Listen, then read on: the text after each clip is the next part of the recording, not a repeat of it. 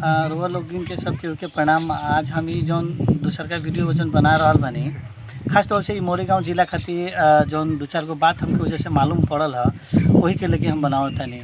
देखिए, हमनी के बिरादर के आदमी बहुत ज़्यादा संख्या में मोरी गाँव जिला में बा और बहुत पहले से बा। 1950 के पहले से भी लोग जाके रहल बा, लेकिन आज हमके मालूम चलल, चाहे कुछ पहले भी मालूम रहे कि वजह से आदमी बहुत अपन गांव देहात छोड़ छाड़ के आ गई। ओकर कारण ये बा कि आदमी वजह से जौन ब्रह्मपुत्र के जौन नदी बा, वो ब्रह्मपुत्र नदी में वो लोग के सारा संपत्ति, सारा माटी जमीन सारा दह गईल बा। और ऐसा भइल कि गांव के गांव मतलब दह गईल, ब्रह्मपुत्र नदी में लिप्त हो गई।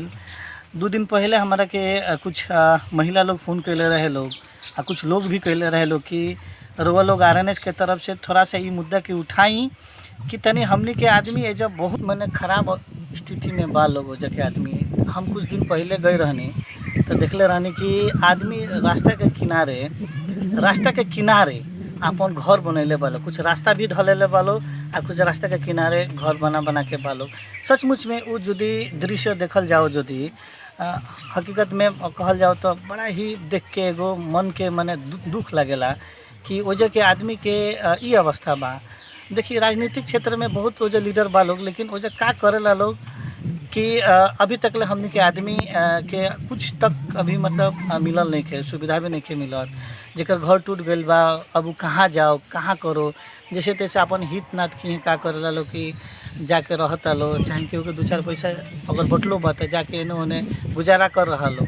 हम आशा रखत तानी कि आरएनएस के तरफ से ई जौन मोरी गाँव जिला के जौन ई बात उठल बा, जौन ब्रह्मपुत्र नदी के चलते आदमी के हमनी के घर माटी सब बिलाइल बा, ई बात के हमनी के कोशिश पूरा रही ताकि हमनी के आदमी के कुछ कर सकत नहीं जा। ये एगो हमार विश्वास बा कि मोरी गाँव जिला के आदमी के कुछ तक हमनी के करे के एगो हमनी के कोशिश करत नहीं जा।